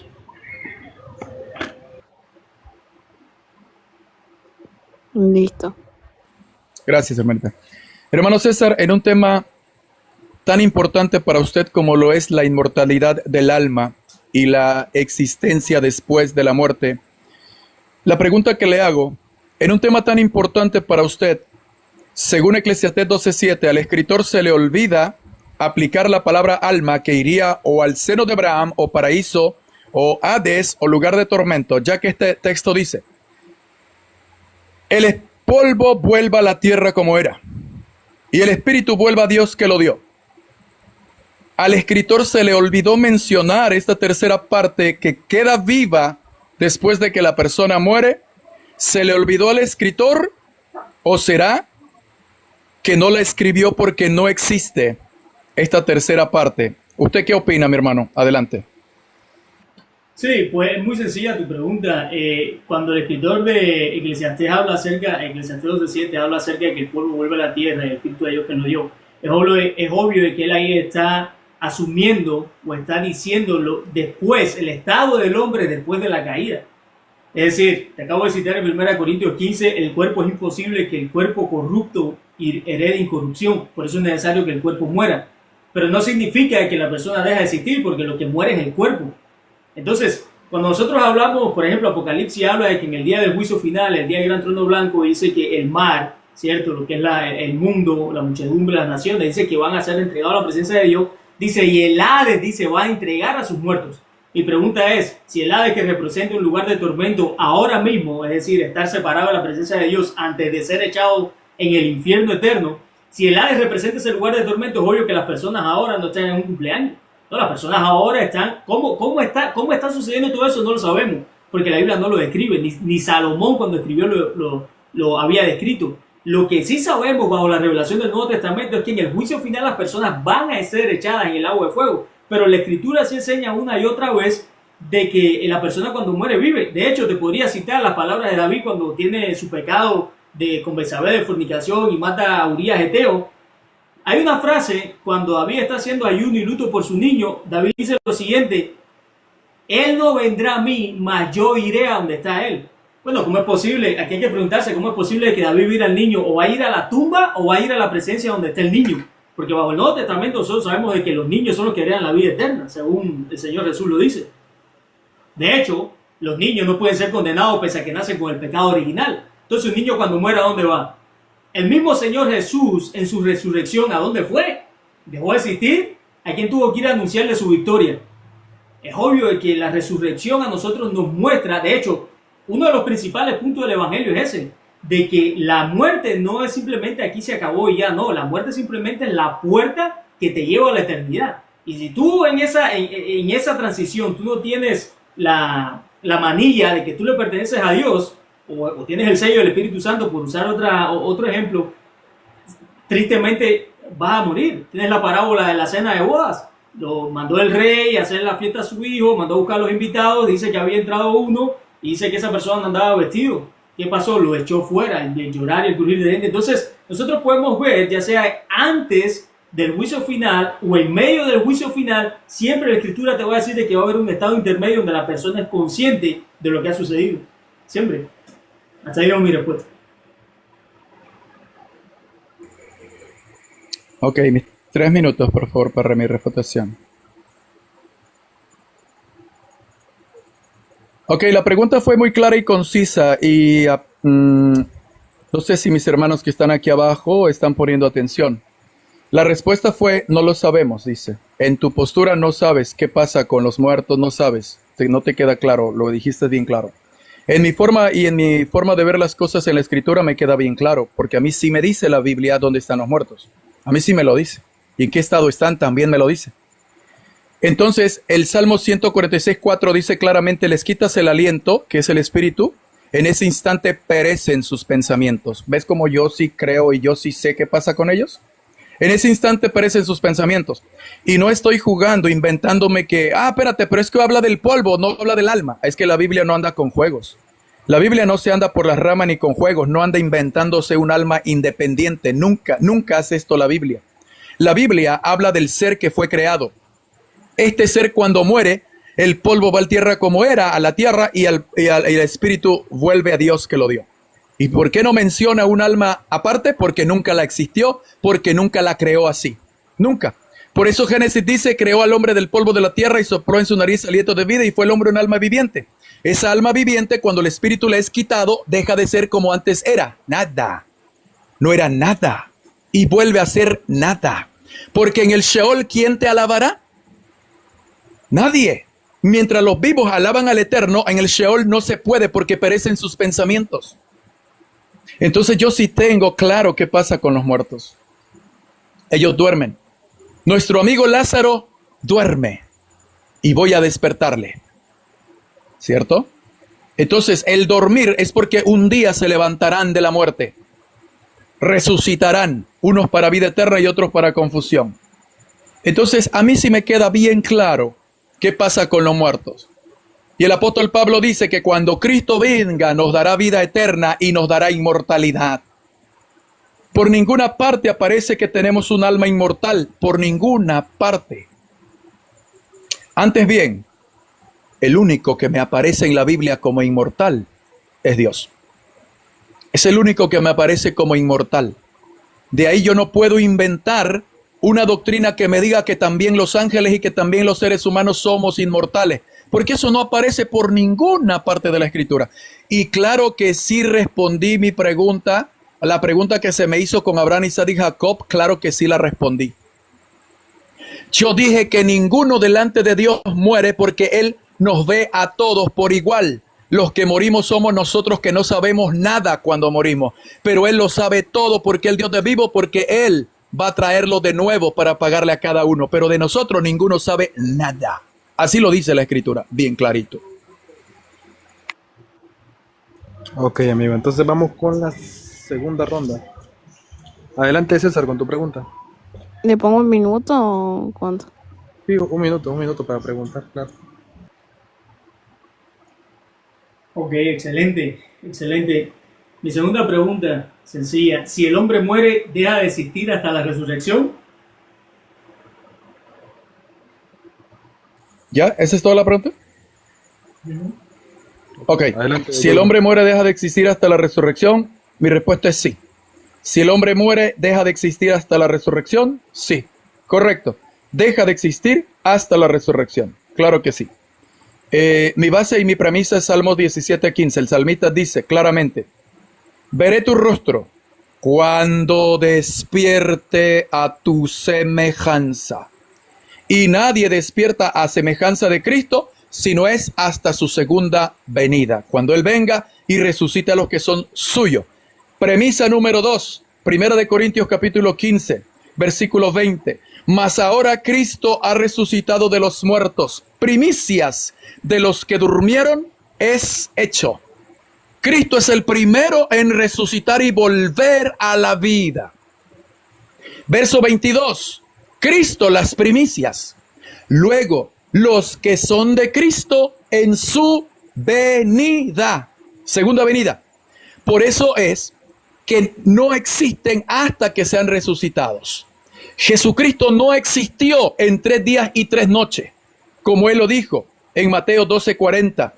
Así estará el Hijo del Hombre en el corazón de la tierra, palabra hebraica, sepultado bajo tierra, bajo roca, muerto. 3 días y 3 noches. Y por ende, agrego aquí, cuando Cristo fue a proclamarles la victoria a estos demonios encarcelados, no fue cuando estaba muerto, fue cuando resucitó. Muerto a la verdad en la carne, pero resucitado por el Espíritu, palabra correcta. Resucitado por el Espíritu. Él no podía ir a proclamarles victoria estando muerto porque se hubiesen burlado de él y le hubiesen dicho: a ver, ¿de dónde vienes tú? ¿No estás sepultado? ¿No estás muerto? ¿Qué nos proclamas victoria si estás muerto? Pero ¿cuándo fue que Jesús proclamó victoria? Cuando resucitó de entre los muertos. ¿Dónde está, oh muerte, tu aguijón? ¿Dónde, oh sepulcro, tu victoria? Él venció a la muerte y al sepulcro cuando resucitó al tercer día. No venció cuando estaba muerto. Al diablo le quitó la llave del imperio del reino de la muerte cuando él murió. Génesis 3:15, le hirió en la cabeza. Él venció al diablo cuando murió, pero él venció también a la muerte cuando resucitó. Y fue cuando él proclamó su victoria ante estos ángeles, cuando resucitó. Asimismo, aquel que resucitó de los muertos a Cristo, nos resucitará también a nosotros. Y ahí la palabra de Pablo dice, vivificará también. Vivificado por el Espíritu, también a nosotros nos vivificará. ¿Cuándo? Cuando Él venga. Eso es lo que enseña Pablo, mi hermano. De modo que otra vez, esa es mi respuesta, mi hermano. Adelante, César, con la réplica. Excelente, nomás que aquí ya sí vería hay una preocupación porque tú mismo lo acabas de decir, dice que en esos 3 días Jesús no existió. Si Jesús no existió en esos 3 días, ahí sí tenemos que tener cuidado, ¿no? Porque para empezar estamos limitando a Cristo y estamos negando la divinidad de Jesús. Eso es para empezar. No obstante a eso, Jesús no dejó de existir, porque yo tengo muchos textos en la Biblia donde te pueden refutar tu idea, pero te voy a tocar uno solo, que es Efesios capítulo 4, y mira lo que dice después de la resurrección, es decir, cuando Cristo murió, mira lo que sucedió. Dice,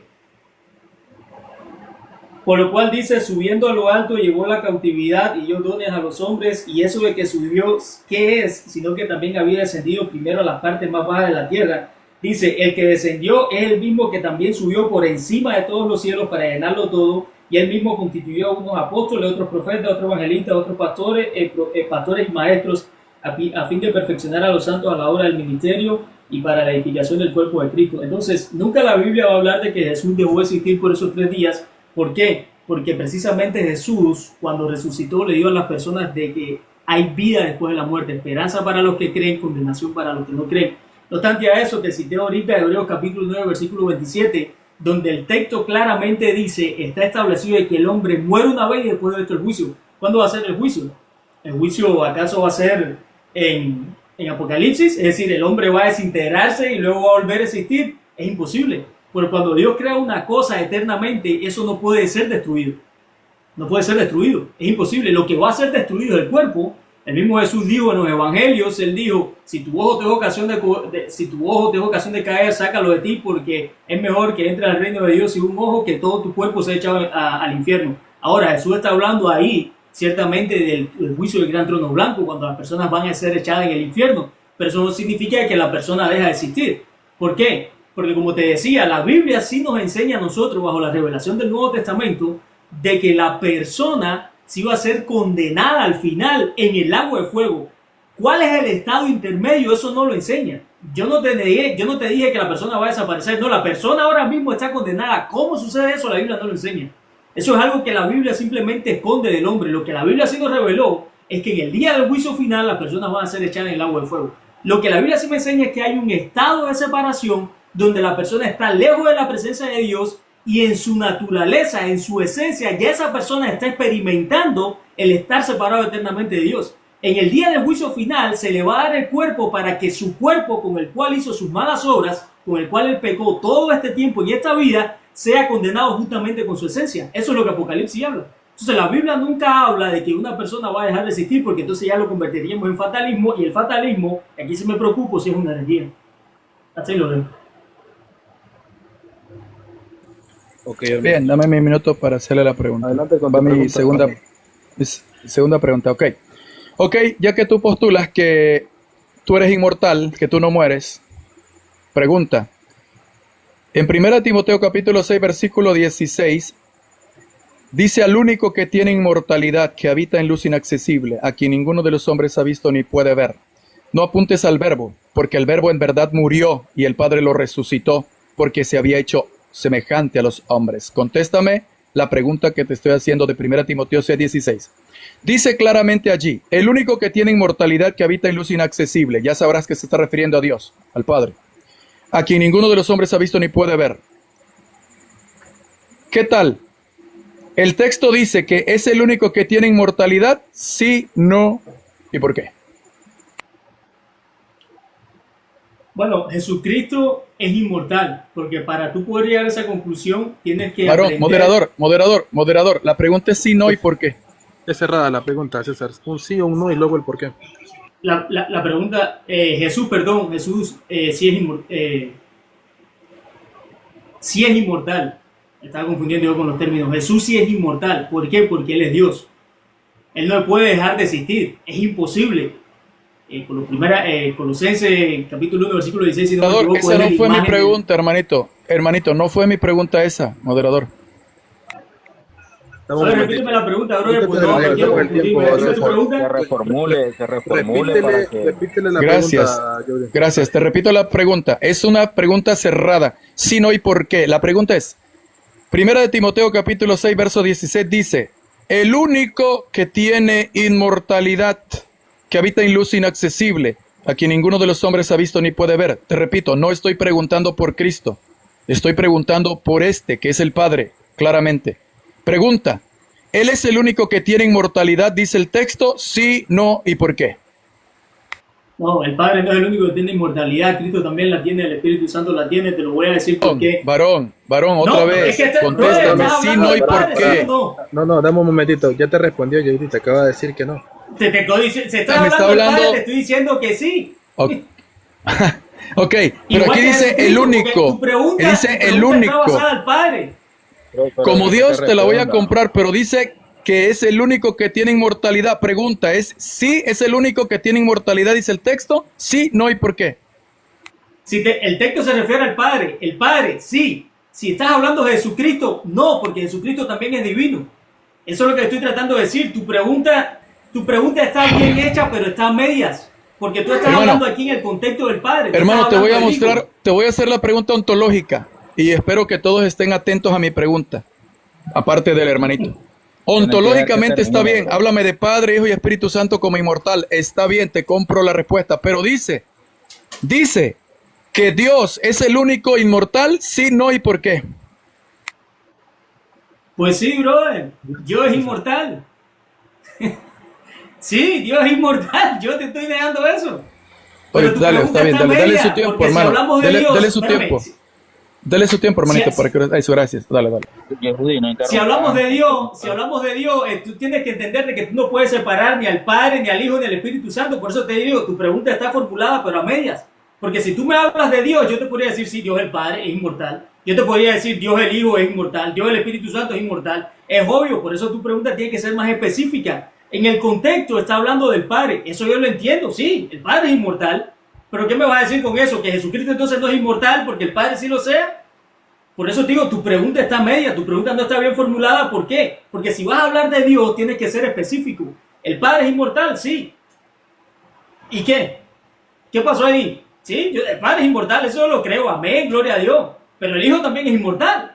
En el principio el Verbo estaba con Dios y el Verbo era Dios. Salmo 110, versículo 1, dijo el Señor a mi Señor, que es citado por Hebreo. Tomás, cuando Jesús resucita, toca aquí mi llaga y Tomás le dice, Señor mío y Dios mío. Pero entonces, ¿a qué Dios te refiere? Por eso te digo, tu pregunta está media, por eso fue que no te pude entender. Ahora, si estamos hablando de que Jesucristo no es inmortal, el Padre ya sabemos que es inmortal. Pero si estamos hablando de que el Hijo es mortal y no inmortal, ahí hay un error. Y eso sí es una herejía. Te voy a decir por qué. Porque si nosotros negamos la divinidad de Jesús, literalmente estamos haciendo como los judíos que están ahora mismo allá en Jerusalén, donde dice que Jesús no es Dios, donde el musulmán te dice que Jesús fue un profeta pero no es Dios, donde el budista te dice que Jesús también fue un profeta pero no es Dios. Entonces estamos negando la ira de Cristo.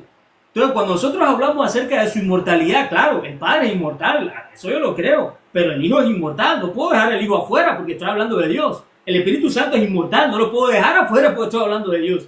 Entonces por eso te digo, a lo mejor tu pregunta no la entendí porque la dejaste a medias. Si hubiera sido más específica en ese sentido, refiriéndote al Hijo, como tú venías hablando de que Jesús no es inmortal, ya yo te hubiera respondido, pero por eso fue que no te entendí. Entonces, si tu pregunta es de que Dios es el único inmortal, sí, pues claro, pues Dios es uno solo, y Deuteronomio 6.4, el Shema Israel. Aquí todos los que estamos lo queremos, de que Dios es inmortal, es el único Dios inmortal, Dios y Padre, estamos de acuerdo, pero el tema es que también Jesucristo es inmortal, porque es eterno, y el Espíritu Santo es eterno también. Entonces, no sé si eso satisface tu pregunta, ahí ya me refuta ya cuando, hasta ahí lo dejo. Vale, 3 minutos. Gracias, hermanito.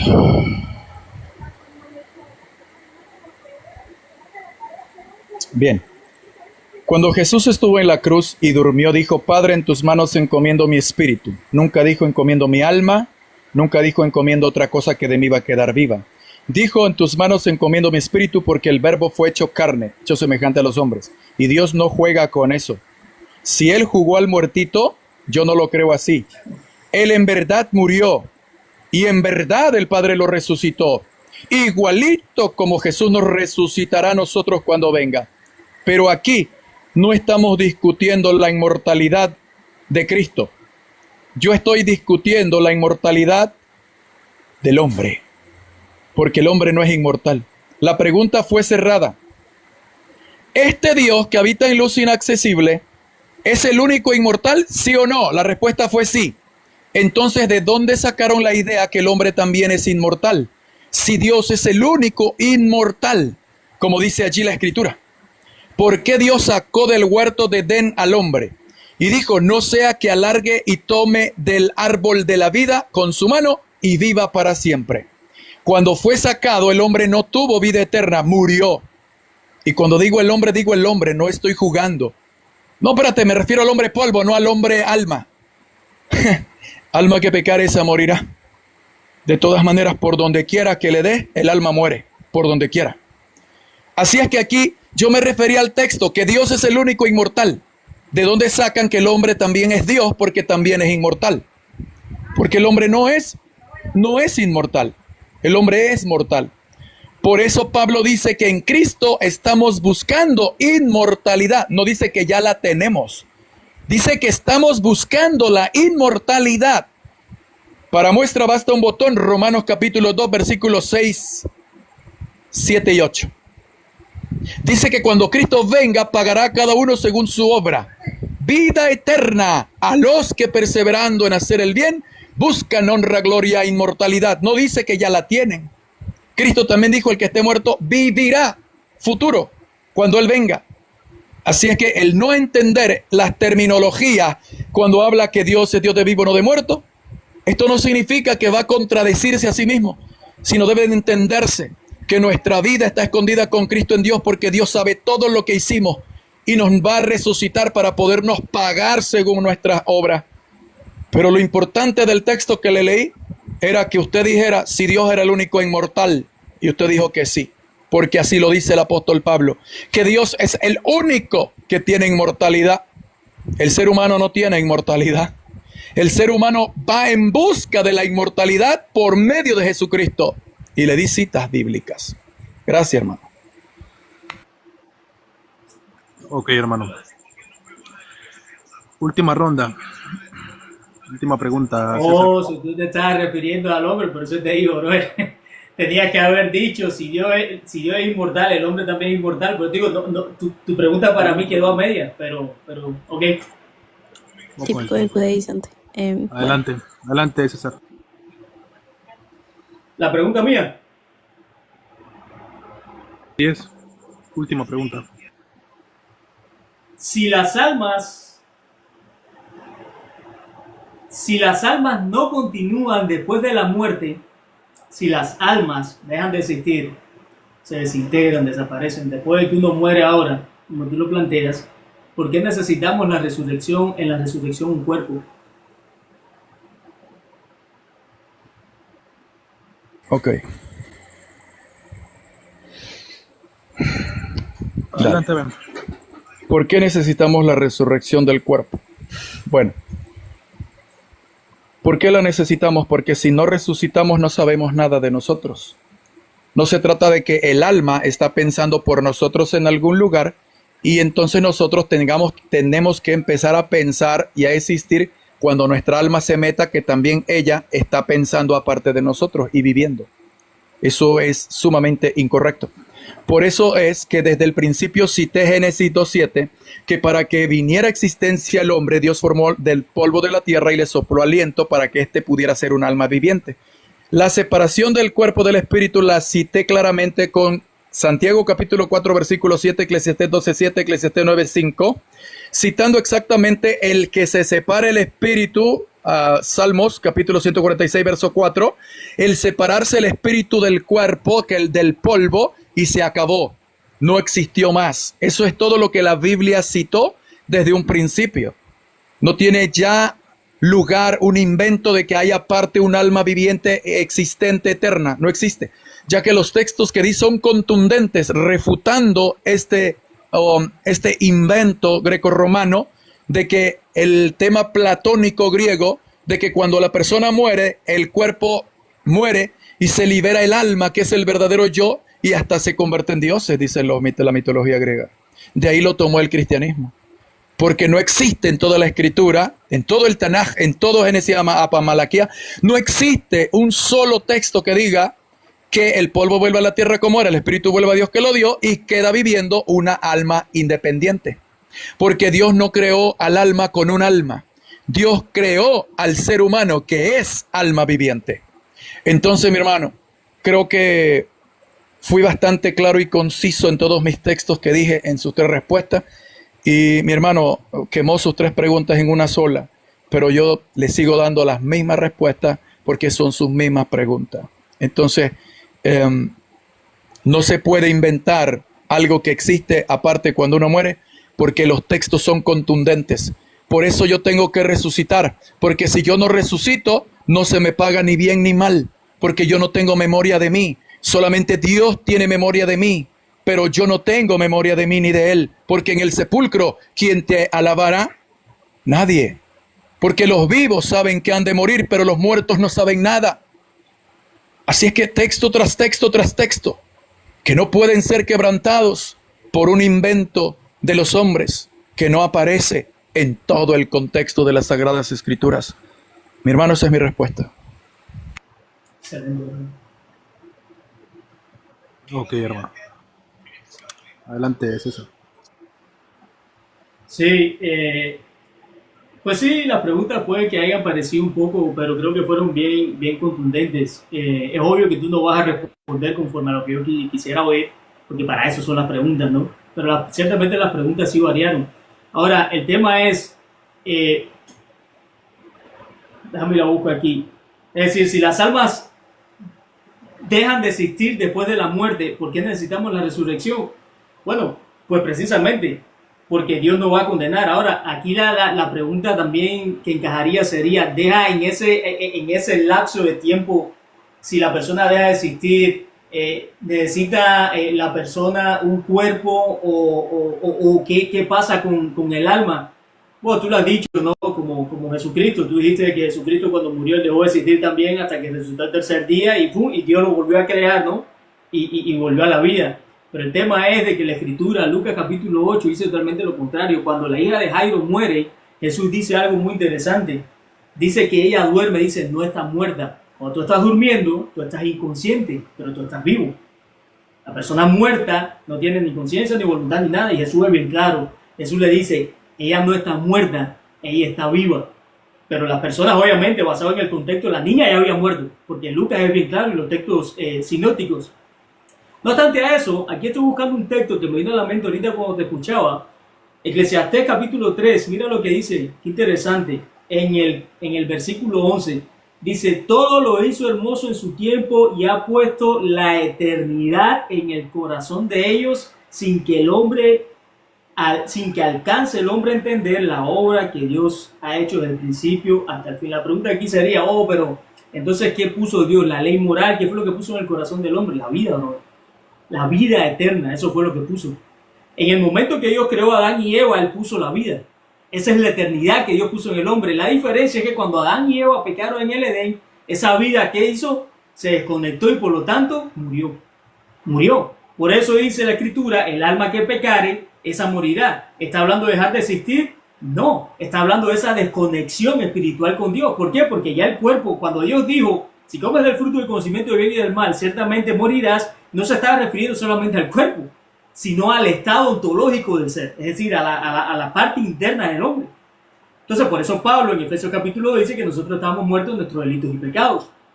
Entonces, cuando la Biblia habla acerca de que Dios puso la eternidad, claramente la Biblia te está diciendo de que Dios puso la vida eterna en el corazón del hombre, simplemente que en el Edén, después de la caída, el hombre fue quien echó a perder eso. El hombre se desconectó de Dios totalmente, por eso muere.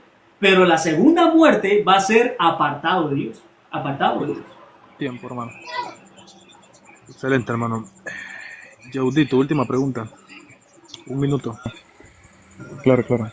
Pudieras tener otra pregunta para que me hicieses esa pregunta de la eternidad del corazón, pero si el moderador la otorga, me la puedes hacer y yo te hago otra, sin ningún problema. Hasta ahora, tú dijiste en tus primeros 15 minutos y en tus segundos 10 minutos, perdón, tú dijiste que la parábola del rico y Lázaro cerca del seno de Abraham, tú dijiste que había sido tomado del libro de Enoch. ¿Me pudieras dar el capítulo y versículo del libro de Enoch donde citaste por 2 ocasiones esta parábola del rico y Lázaro? Espero, tómate tu tiempo, no pasa nada, dale. Yo lo leí hace rato, brother, pero yo creo que está en el capítulo 22. Déjame te lo busco aquí rápido.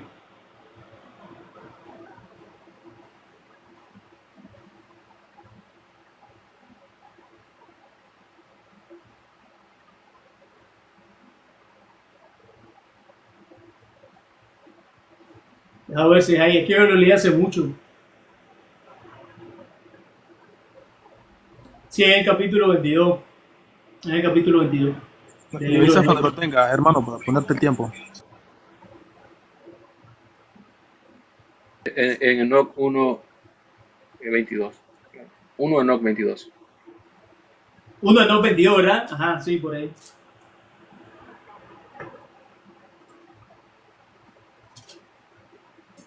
Y tengo los libros, pues si quieres te los paso después por mensaje. Tengo el de Tomás, el de Enoch, el de Santiago.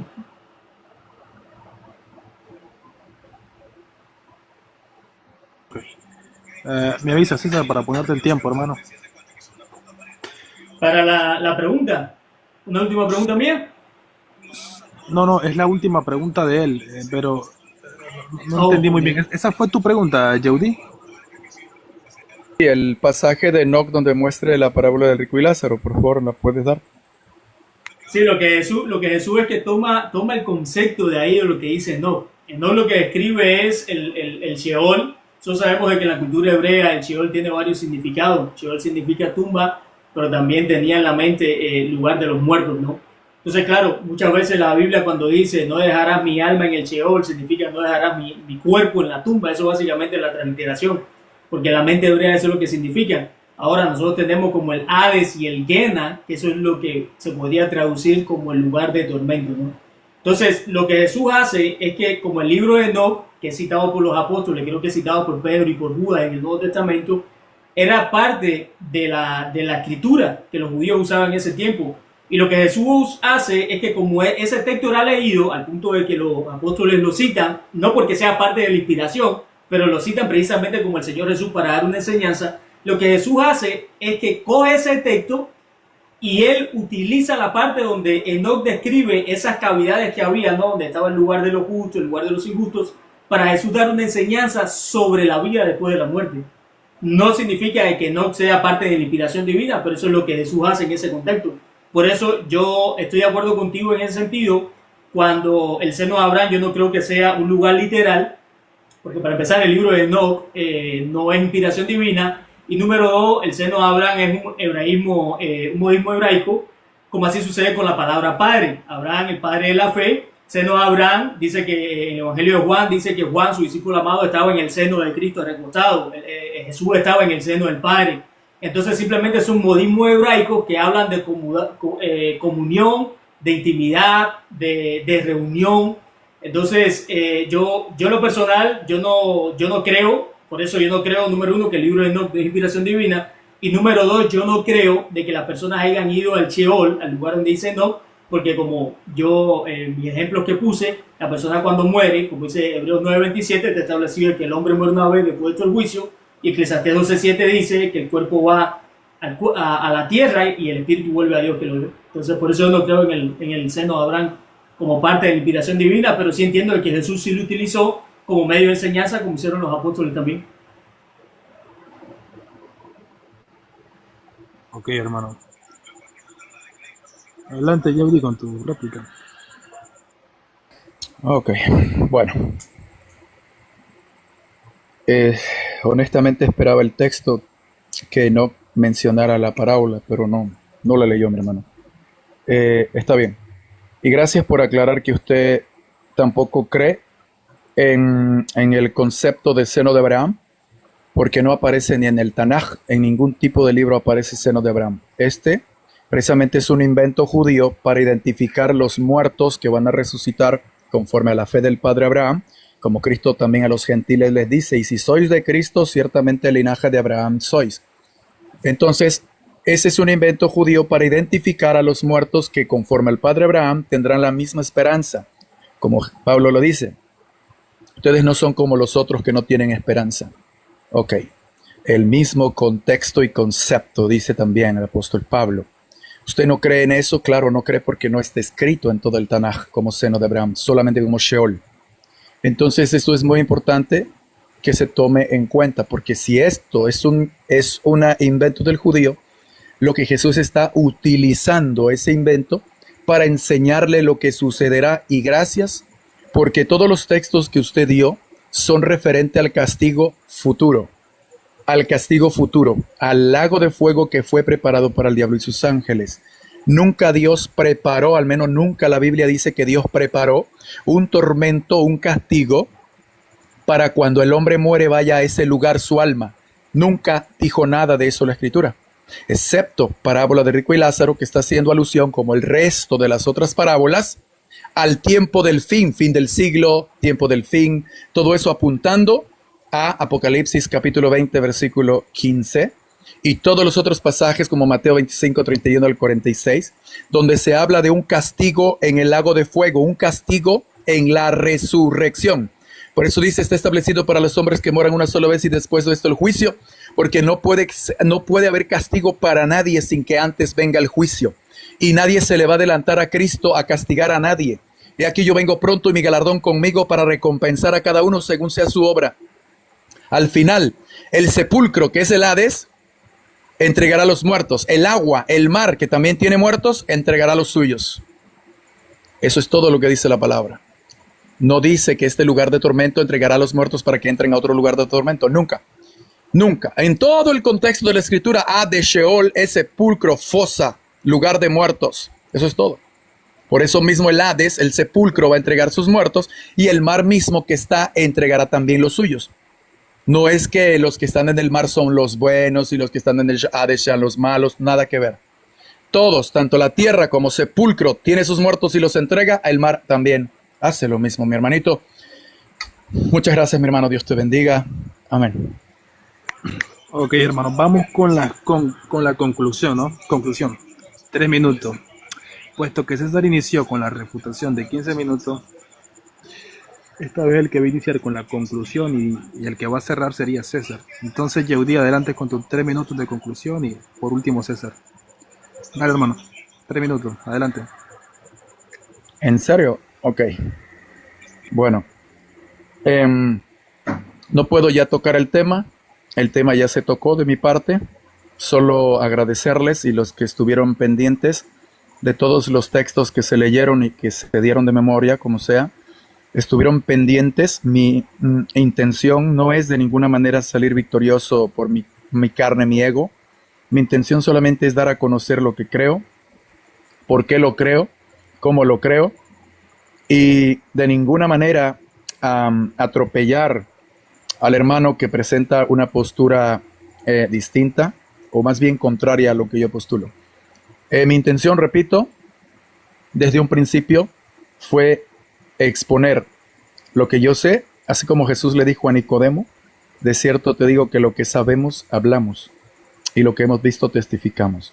Entonces, no está mal que cada uno exponga lo que sabe sin pasar por encima de nadie, guardando ese respeto que yo pedí al principio y que César dijo está bien. Yo también quiero así el debate, que sea con respeto, con honestidad, y creo que esto se llevó a cabo, lo cual le agradezco mucho a César. Y créeme, César, que quedo de verdad mi corazón abierto para que otro tema que tú quieras hablar conmigo en debate, para mí será un placer, un honor, ya que fue en santa paz, en santa calma, y los hermanos que estuvieron aquí arriba también se portaron a la altura. He debatido en otros lugares donde esto no hay respeto, siempre se burlan, siempre humillan al visitante porque no está de acuerdo con ellos. Yo hasta ahorita estoy recibiendo lo contrario en este lugar, estoy recibiendo respeto, y esto para mí fue muy agradable de llevar a cabo este debate contigo, de manera que, repito, queda abierto, a no ser que en adelante algunos de mis hermanos que están aquí pues vean mi postura como algo de humillar, algo de reír. Si no es así, yo estaré siempre agradecido con ustedes y abierto a otro debate que lo llevemos siempre y cuando sea a la misma altura, mismo respeto. De no ser así, pues también tendría que apartarme, ¿no? Para no volver a tener un debate. No quiero yo discutir, pelear, ofender, pero tampoco ser ofendido. Entonces, agradezco, César, primeramente, después al moderadora que estuvo presente, pendiente, y otro hermano también, y todos mis hermanos que estuvieron tanto abajo también como arriba, porque todos profesamos y predicamos al Eterno. Y termino con esto. Yo respeto a este Dios que es Padre, Hijo y Espíritu Santo. Yo lo respeto al igual que ustedes también. Si en algo no se me entendió, pido disculpas y después lo aclararé. Pero entonces, bendiciones, mis hermanos, y muchas gracias. Ok, hermano, excelente. Adelante, César, con la conclusión. Sí, nomás solo quiero aclarar algo. Cuando yo cito Enoch, lo cité para mostrar la realidad de la que Jesús estaba hablando, de que hay una vida después de la muerte. No estoy hablando de que sea parte del canon, por eso lo cito, porque los mismos apóstoles lo citaron también, como citaron citas de otras personas, ¿no? De otros filósofos griegos, pero para dar una enseñanza, no porque precisamente sean parte de la inspiración divina.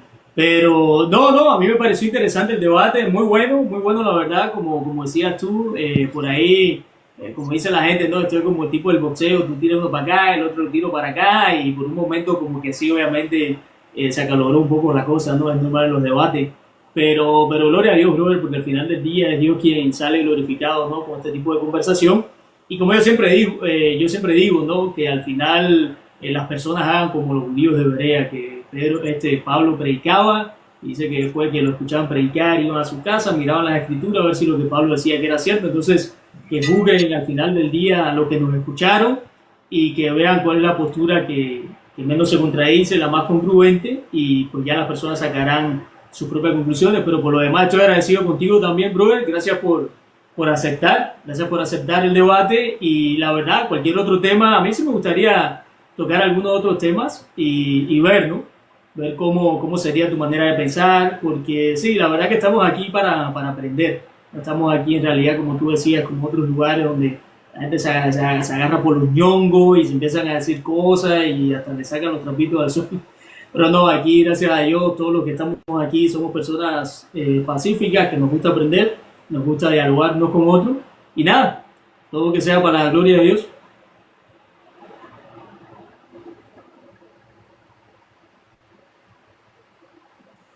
Excelente, hermano. Bueno, damos por terminado el debate. La personal estuvo buenísimo. Y ganó Argentina. No, excelente, Gracias. fue un excelente debate, hermano, A gracias. continuación, opiniones de los demás. ¿Puedo hablar?